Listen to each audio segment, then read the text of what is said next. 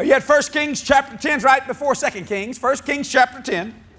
I want to deal tonight with this story. The Bible says when the queen of Sheba, now Sheba, the country of Sheba today is what we call modern day Yemen in the Middle East, if you know where Yemen is. Watch this. When the queen of Sheba heard of the fame of Solomon concerning the name of the Lord, notice this, the name of the Lord. What name was spoken about God that day? It was called Jehovah, Yahweh. Concerning the name of Solomon, she came to prove him with hard questions. Now this woman, you got to understand something about this lady. This lady did a 3,000-mile trip, round trip, to ask some questions of the man of God, the wisest king, the wisest man. Now, 1,500 miles one way, 1,500 miles back. Now, let me tell you something. An average camel can go about 20 miles a day. So it took us 75 days to get down there to ask this man something. So she came with some hard questions. All the time people write my office and say, if I could just spend 5 minutes with you, Brother Jesse, I'd like to ask you this. And some questions are very hard. And I don't know all the answers to questions. I had a woman tell me one time, I believe you're a man of God. And I believe you got the answer to this. I said, well, what is it? She said, if a woman is 8.5 months pregnant, almost ready to deliver, and the rapture of the church takes place, what happens to the baby?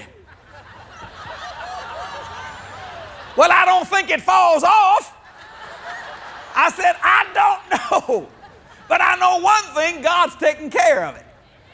You get some of the wildest questions. So she came to prove him with hard questions. Verse 2. She came to Jerusalem with a very great train. Now notice that. With very much gold. Now notice it. She was bringing gold to a man that had gold by the barrel full.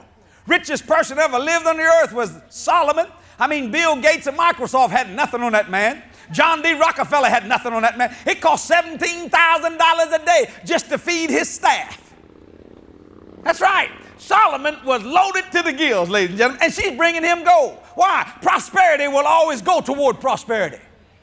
I want you to notice something about that. So she was bringing very much gold and precious stones, and when she was come to Solomon, she communed with him all that was in her heart.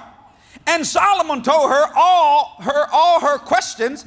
There was not anything hid from the king which he told her not. In other words, every question she asked him, he just flat told her what he knew it meant.